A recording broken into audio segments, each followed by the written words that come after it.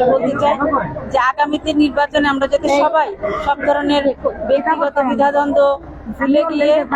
বা ছোটখাটো পাওয়া না পাওয়া ভুলে গিয়ে আমরা যাতে সবাই একসাথে কাজ করতে পারি এবং ধানের শীষকে বিজয়ী করতে পারি এবং ধানের শীষকে বিজয়ী করে আমরা যাতে জনাব তারেক রহমানকে উপহার দিতে পারি, সেই প্রত্যাশা থাকবে সবার প্রতি।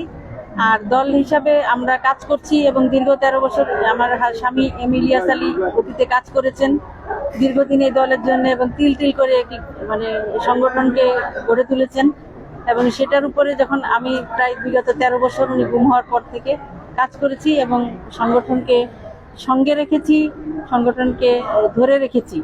তো সেই জায়গা থেকে আমরা মানে চেষ্টা করছি যে সবাইকে নিয়ে যাতে এবং